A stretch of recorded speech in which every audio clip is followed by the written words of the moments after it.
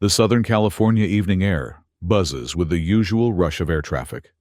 Burbank Airport is no stranger to busy evenings with planes coming in and out of the Los Angeles airspace as the world's busiest airport system hums along. But tonight, something feels different. Southwest Airlines.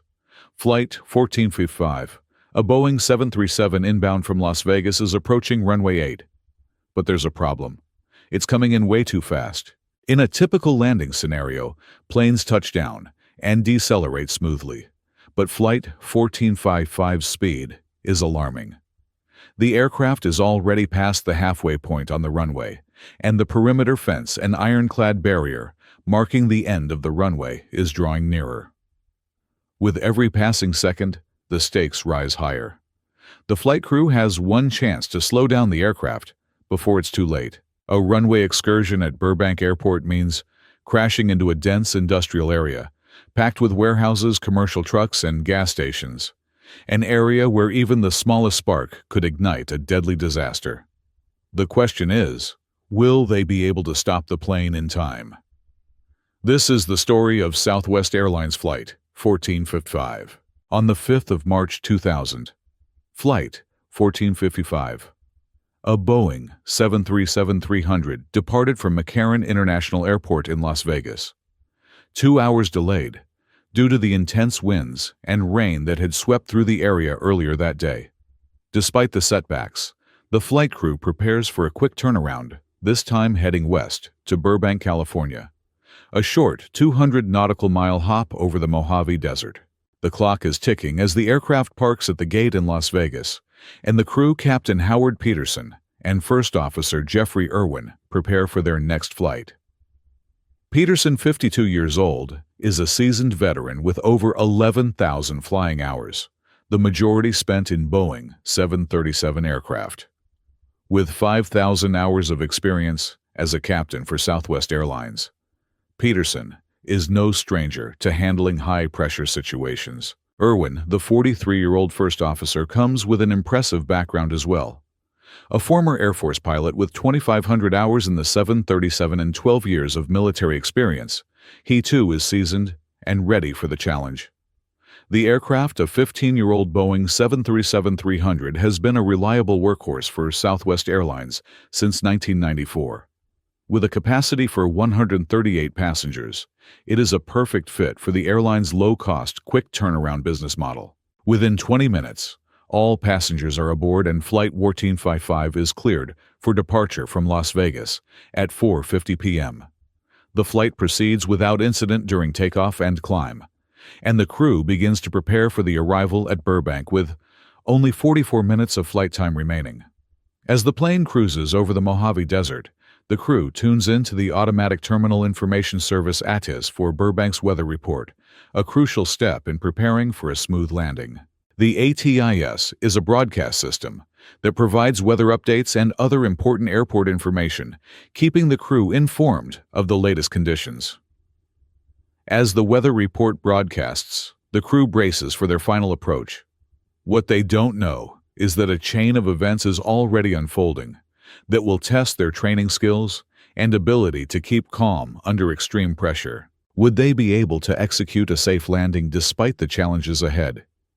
And what can we learn from the technical aspects of this flight, which includes understanding the critical speed braking and runway safety factors that are so often overlooked until it's too late?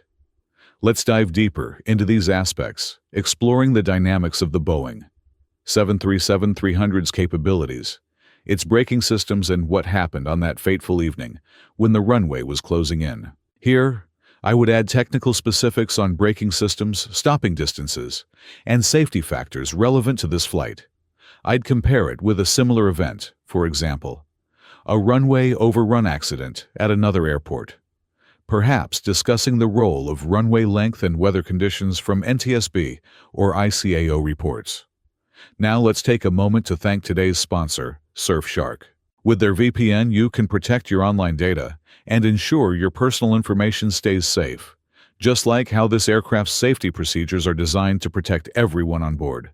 Stay with us as we continue uncovering the technical intricacies of this flight.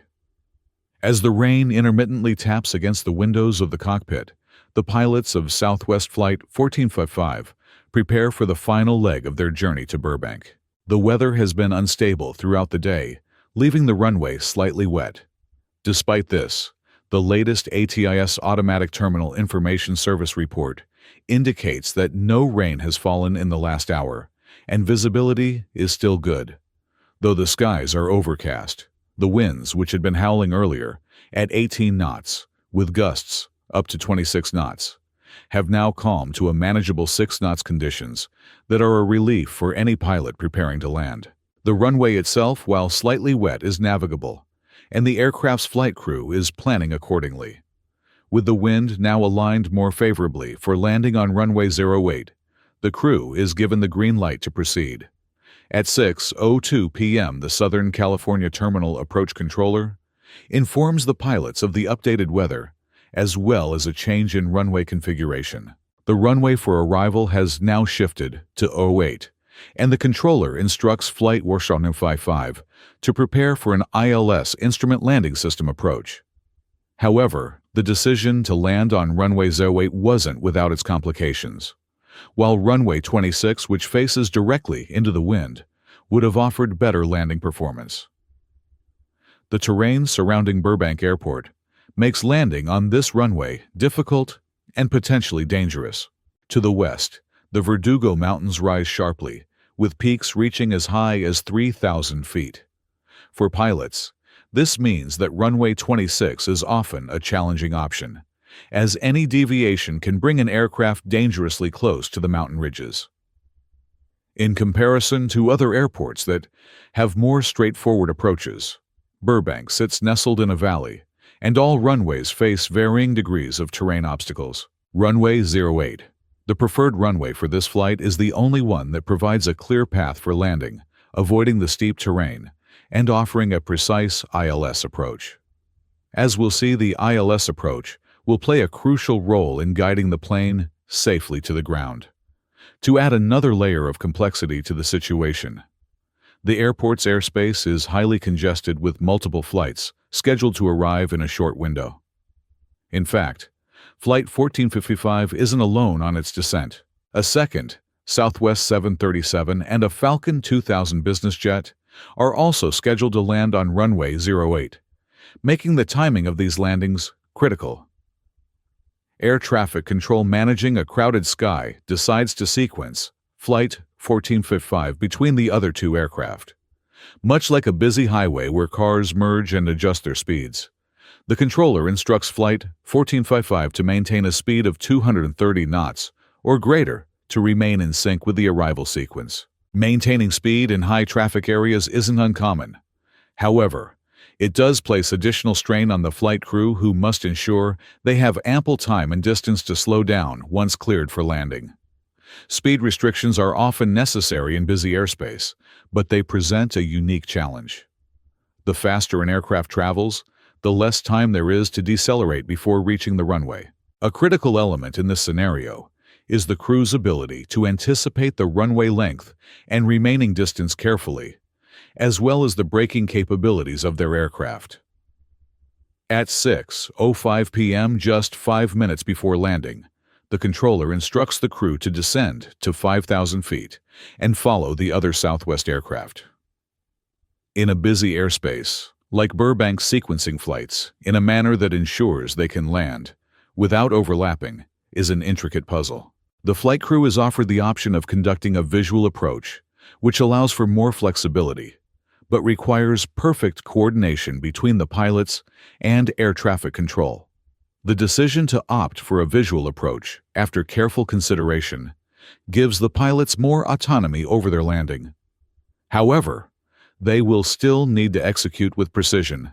The ILS, which could have guided them more directly, was not necessary for this approach, but with the added complexity of the airport's terrain and high winds earlier in the day, this decision was not taken lightly.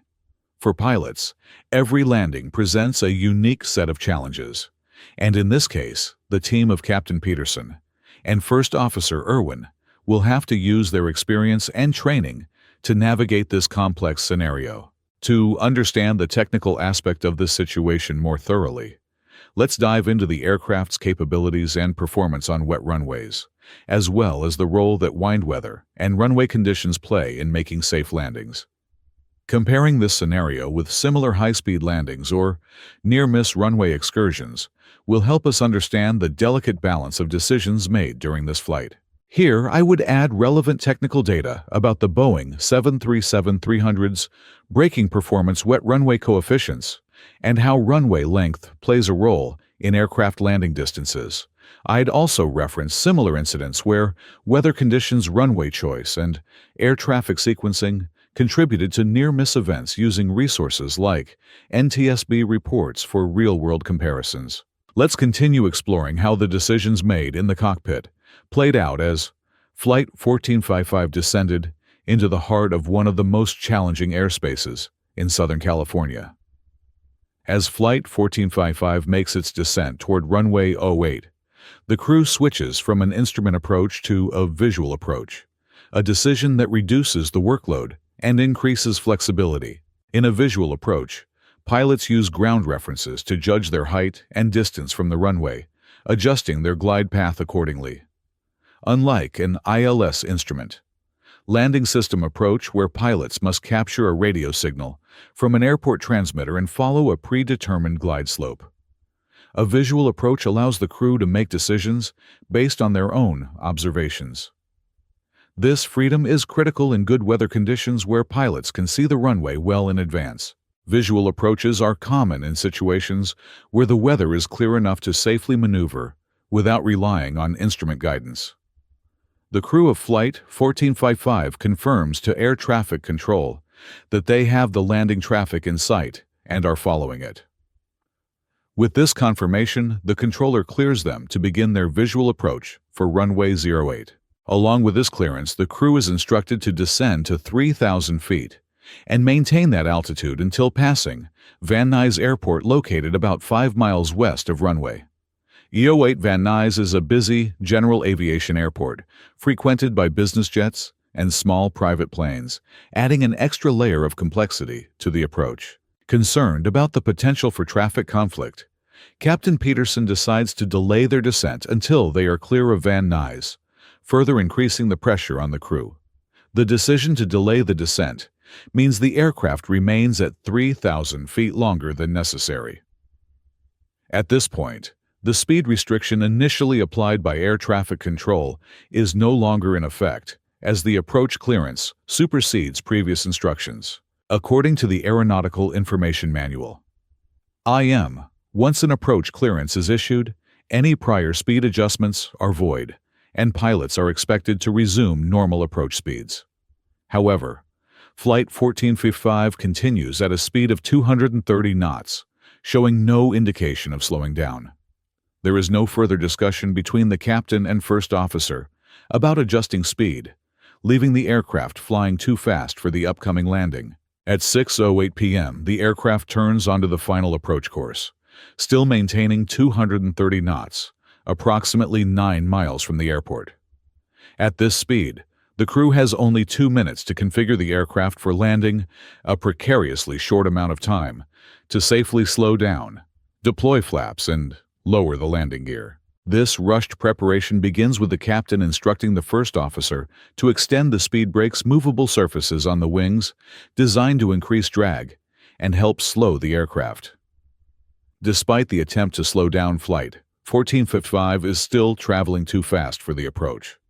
1 minute later, the aircraft's speed reduces to 220 knots. At this point, the captain orders the first officer to extend the landing gear and begin gradually extending the flaps to 25 degrees, which is still too high for the final approach speed.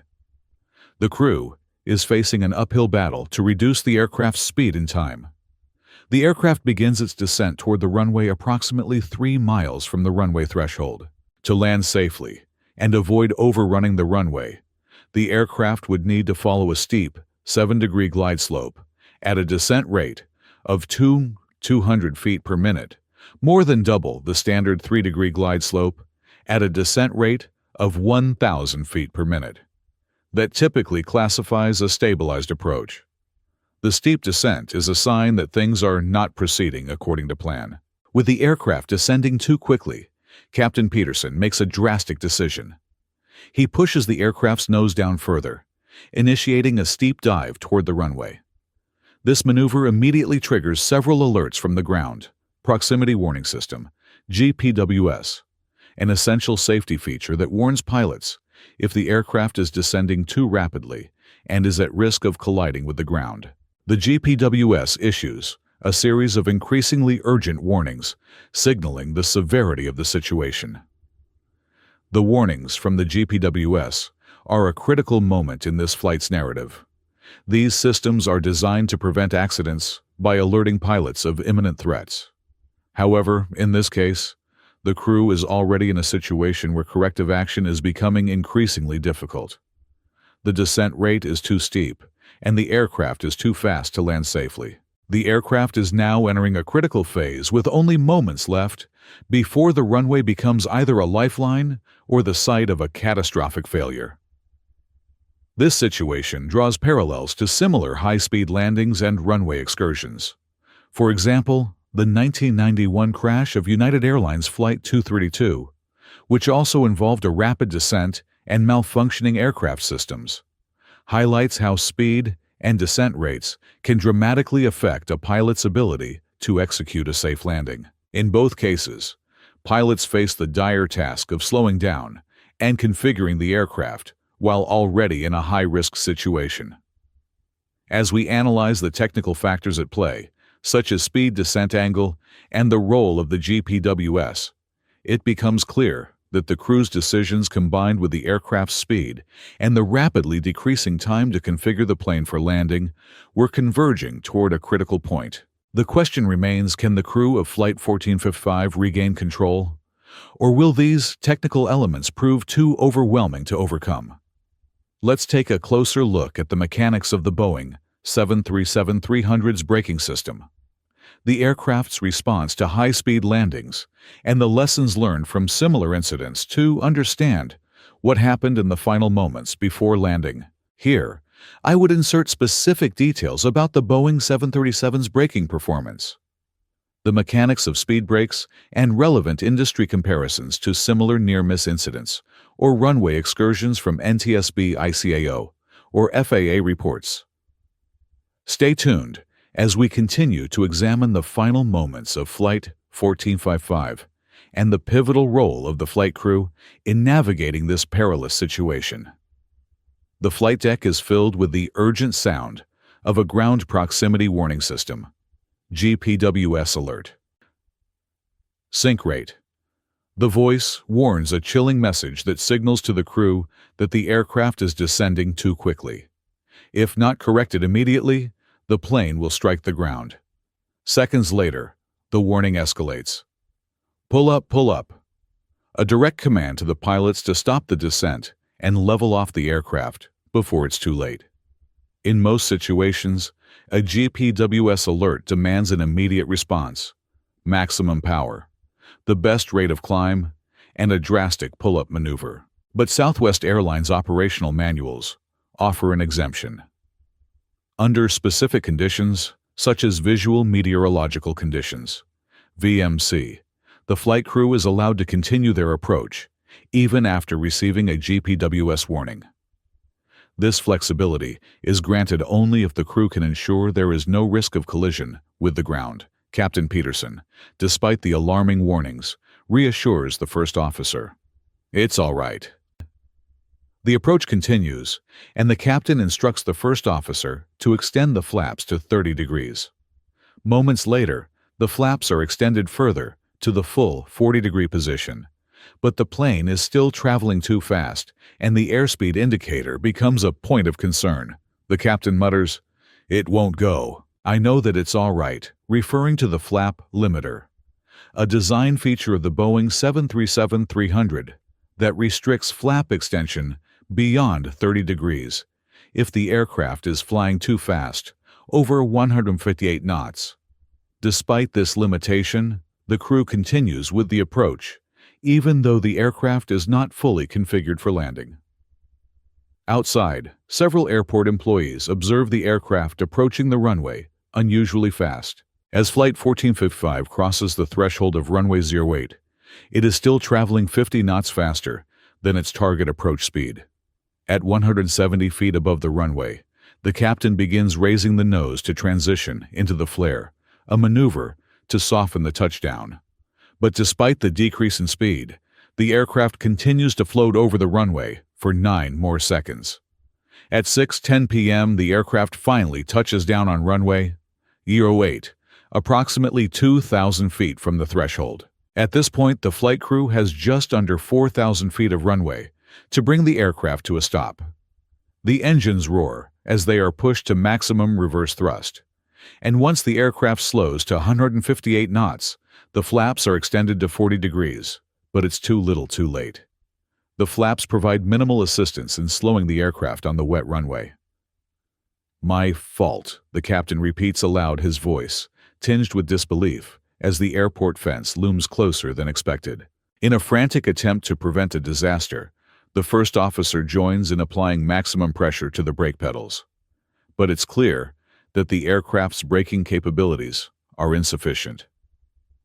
As a last-ditch effort, the captain turns the nose-wheel tiller all the way to the right, hoping to veer the aircraft off the runway and onto the ramp, but the plane barely shifts. The aircraft skids off the runway, plowing through the airport fence and colliding with a passing car. The car is pinned against the ground, but incredibly, the driver and her 4-year-old child are unharmed. On board, panic erupts. The force of the crash deploys an escape slide at the front of the aircraft, blocking the forward exits. The forward jump seat occupied by 2 flight attendants collapses, and there's confusion about whether it's safe to evacuate. Amid the chaos, Captain Peterson finally activates the passenger announcement system. "Folks, please remain seated. We are all right."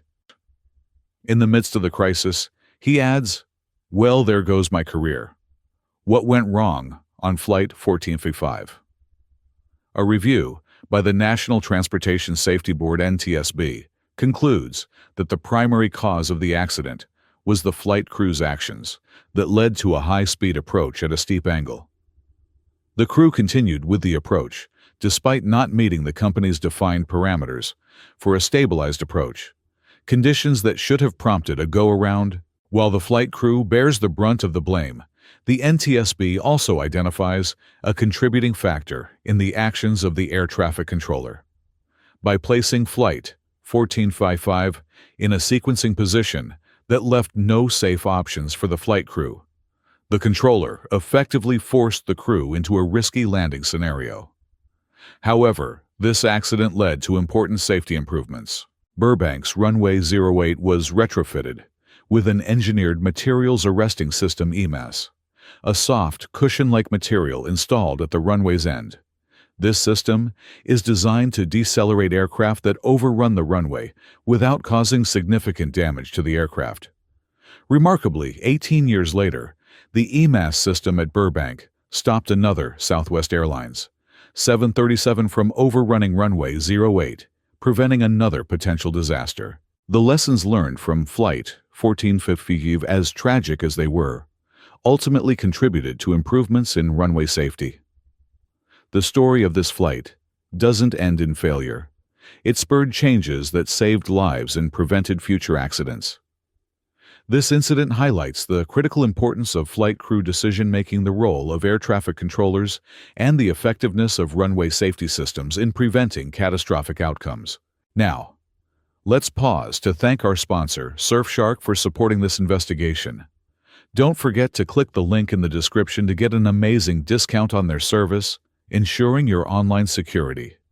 Just like the lessons from Flight 1455 teach us to prioritize safety in every aspect of our work and lives. At this point, I'd expand on specific lessons learned from the incident, including details on EMAS and its impact on airport safety, and draw parallels to other similar incidents to provide more context and understanding for the audience.